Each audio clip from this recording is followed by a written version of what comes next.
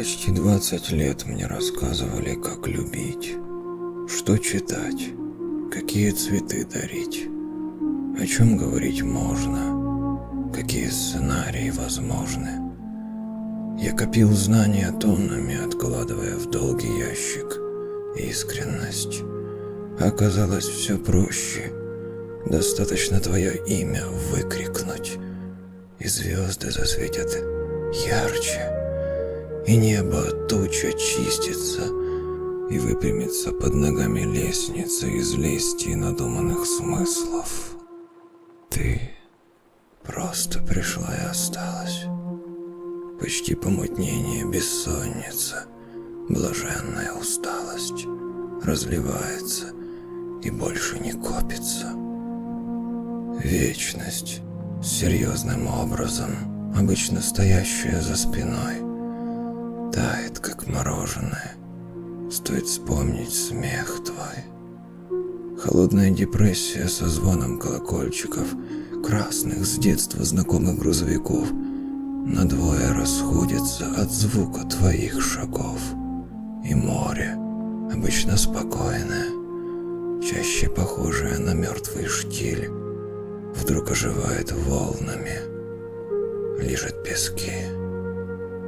С тобой я забываю о жмущейся внутри пустоте. Разве это не главное? Разве слова не те? Добрый день, дорогие слушатели! Сегодня у нас в гостях интереснейший человек.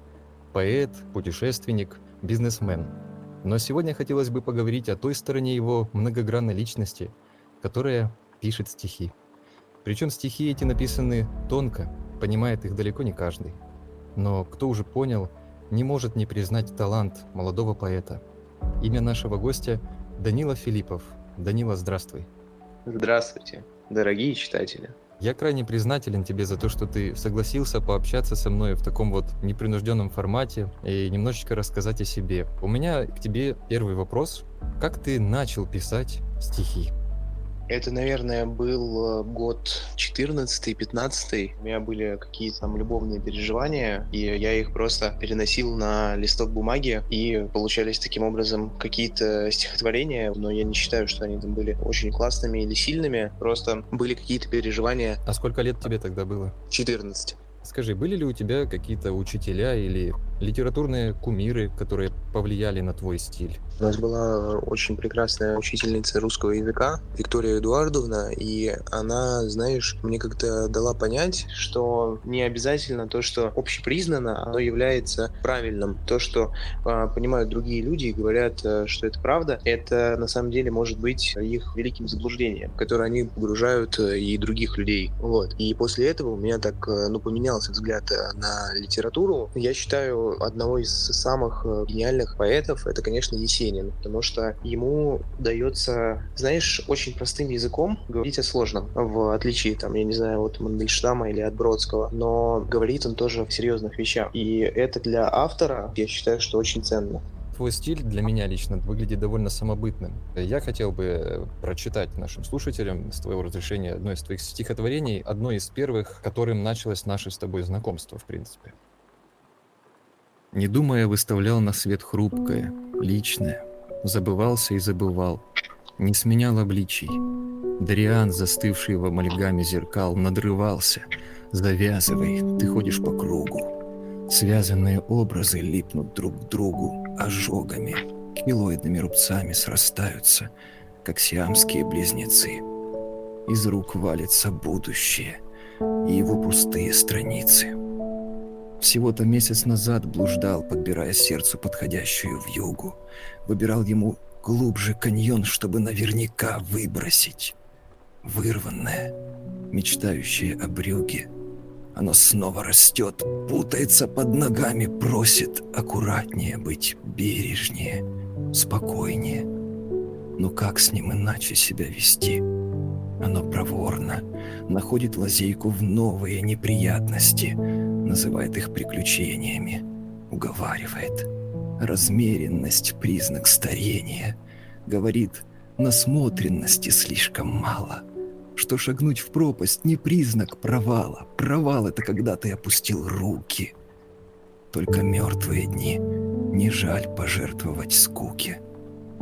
Успокойся, Дариан, выдыхаю в ребро бокала. Подумаешь, еще один круг. Где наше не пропадало? Да. Вот одно из первых стихотворений, которое познакомило меня с тобой, и я, когда первый раз его прочитал, ничего не понял. Должно было пройти некоторое время, пока я вчитался, вдумался. Твоя поэзия, она сподвигает думать, а это, в принципе, вещь нечастая, и в современной поэзии особенно. Как много времени у тебя уходит на написание стихотворения? Знаешь, у меня просто есть какие-то чувства, которые я бы не хотел проживать или разбираться в них. И я их просто сублимирую в стихотворение, и мне действительно становится легче, когда я просто его пишу в заметках, допустим. И потом, если я его выкладываю, и у каких-то людей это находит отклик, и они пишут: да, это было со мной, начинают задавать какие-то вопросы, я понимаю, что я сублимацией своих чувств помог еще какому-то человеку, который, допустим, не может написать стихотворение, но он, когда его читает, ему это настолько близко, и с ним это, может быть, сегодня происходило, может быть, месяц назад, и это такая некая психотерапия, мне кажется, через стихотворение. В этом, пожалуй, и суть. Лично для меня стихи во многом один из пунктов, для чего мы их пишем, для того, чтобы поддержать таких же, как мы, внутренне таких же. А что вдохновляет тебя на написание стихов? Может, есть какие-нибудь особые темы или образы, которые ты предпочитаешь, которые зажигают тебя на написание? Я считаю, что любое гениальное произведение или там просто хорошее произведение можно написать только в пике эмоций и в самом низу тех же самых эмоций. Есть такая фраза: поэт должен быть голодным. Любой автор любого искусства. Я иногда что-то пишу, и я, знаешь, настолько глубоко туда ухожу, как будто бы это пишу не я, а просто я беру какой-то поток информации от вселенной, пропускаю его через себя, то есть через свои эмоции и чувства, и выливаю его на листок бумаги. Недавно видел, как ты выступаешь перед людьми и читаешь свои стихи. Это был первый опыт? Это был первый опыт. У меня есть друг, я не знаю, может быть, знаешь, скорее всего, Понкин Владимир. Знаю. У него было выступление, и он меня пригласил выступить там. Я хотел бы попросить тебя прочитать одно свое стихотворение. Думаю, что если его прочтет автор, это будет лучше всего. Хорошо. На руинах всегда находится место для новых развалин. Свален, подавлен, изнутри переплавлен на живую. Освободив простор для отчаяния, большие ошибки часто нечаянны. Недолюбленно, недонеженно. Раздавал себя небрежно. Раскидывался каждому по куску, превращая тоску в пустоту. В ней билось раньше огромное, неугомонное, словно вселенная, сердце. Вырвано медленно. Как недобитого зверя собаки разрывают сомнения, опоздавшие страхи. Вгрызаются в горло грязным следом по белому снегу. Воспоминания тянутся, блестят красным, как шары новогодние, и между ними непригодный, не готовый к чему-то новому. Собираюсь мозаикой, стекло к стеклу, на бетон еще раз, гадая, когда иерихонские трубы споют свой последний джаз. Поэзия — это высшая форма описания осязаемого и ощущаемого словами. А что для тебя главное в жизни? Главное в жизни, конечно, любовь. Мне кажется, что жизнь в целом достаточно бессмысленная штука, и она обретает какой-то смысл только тогда, когда рядом есть человек, с которым ты можешь чувствовать себя как дома абсолютно в любой точке Земли. Кстати, публиковал твои стихи у себя в Телеграме, и нашим читателям очень понравились. Я сейчас прочту. «Простите мне и дерзость, и усталость. В моих словах осенняя вода.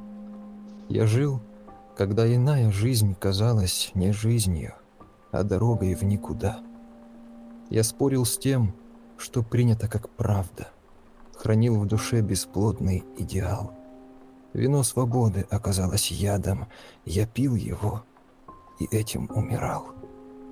И вот теперь стою перед порогом, за дверью бесконечность и покой. Мятежность — это споры с Богом. Прощение только Он дает рукой. Оставьте горечь старых обвинений, пусть память их развеет, как песок. Прощают не за правоту суждений, прощают за любовь, что выше строк. Комментарий к твоим словам о том, что главное в жизни. Твои стихи довольно неоднозначные в том плане, что люди воспринимают их совершенно по-разному. Как я уже говорил, они требуют некой вдумчивости. Когда их читаешь, нельзя просто проноситься глазами по строчкам, нужно вникать в суть. Пожалуй, поэтому некоторые люди отзываются о твоем творчестве, как я видел, не всегда очень лестно. И я бы хотел узнать, как ты относишься к критике своей работы? Есть ли у тебя примеры, когда, может, критика даже помогала тебе улучшить свои стихи? Бывает, да, здравая критика, эгоистично будет, возможно, звучать, но в первую очередь я пишу для себя эти стихотворения и очень рад там их разделить с теми людьми, которым они нравятся. Если бы у меня не было бы ни одного читателя, я бы не перестал писать. Мне будет достаточно того одного, кто это сможет понять. Какие темы, по твоему мнению, наиболее актуальны для нашего поколения? Тема, я думаю, дешевого дофамина очень актуальна. Творчество, оно, знаешь, на самом деле отходит на задний план, потому что это штука, о которой нужно задумываться. Настолько всего много, то есть это эпоха изобилия. Большинству людей очень сложно сконцентрироваться долго на чем-то одном. То есть большинству людей на самом деле очень сложно быть с самим собой. Поэтому большинство людей уходит в какие-либо зависимости. Это уход от той реальности, в которой ты пребываешь. Потому что, возможно, в каких-то аспектах это тебя не устраивает.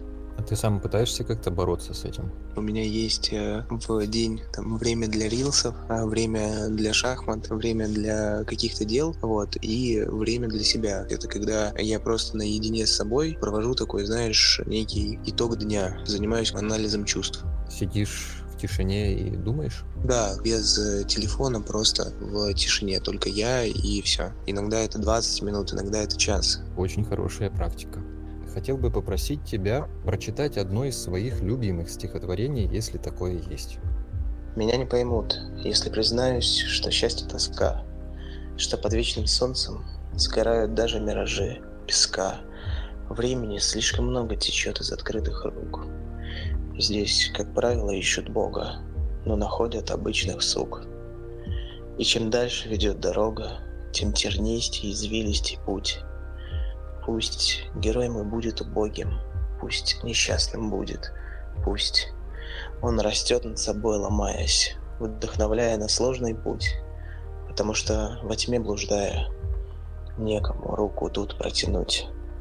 Пусть он будет носителем света, обреченным на вечный плен. Пусть умрет одиноким поэтом, подарив целый мир тем, кто прочтет о его ошибках и пойдет дорогой своей.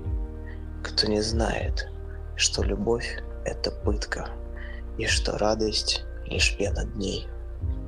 Я хочу поблагодарить тебя за наш разговор. Мне было чрезвычайно интересно с тобой пообщаться и прикоснуться к твоему творчеству вместе с тобой. Да, спасибо, что позвал. Первый опыт. Спасибо большое.